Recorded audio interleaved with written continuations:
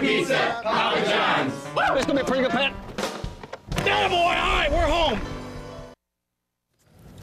Spend a lot of time socializing at work, better not do it online. Investigative reporter Doug Smith joins us now from the Net Center to explain why. Doug? Well, you know, Denise, if you're worried that you're spending too much time on sites like this one, well, you may have good reason to worry. Your boss can spy on you, and it's all perfectly legal.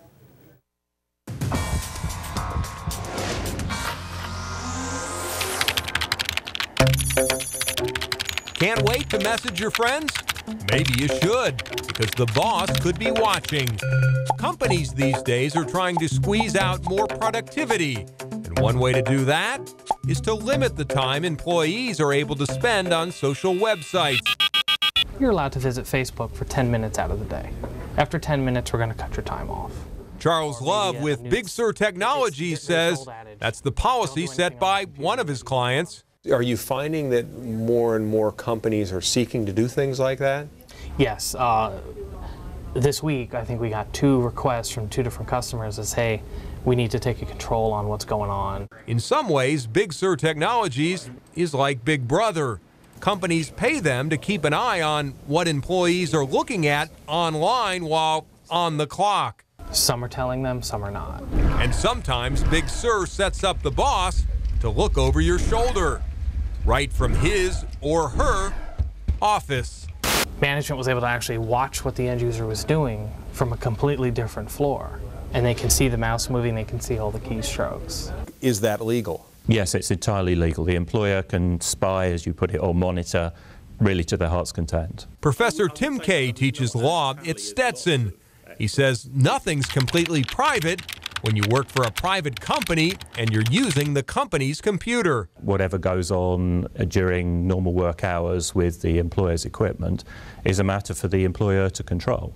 But what if you're just following orders? Some companies encourage their employees to go on something like Twitter or Facebook to publicize the company itself.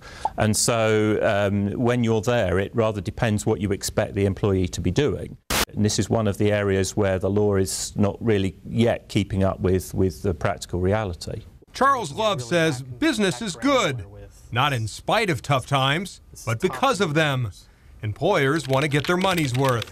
In one case, Big Sur set up surveillance on an employee and found out that during a 7-hour shift, that employee spent 6 hours surfing around on Facebook.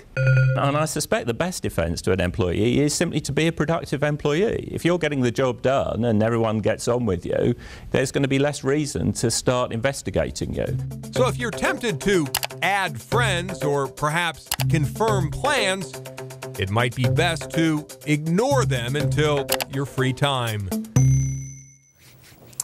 A recent survey of employees with a Facebook page found that 75% use it during work hours, and of those using it, only 13% said they actually had a business reason to use it. Denise? Thank you very much, Doug. One of the biggest names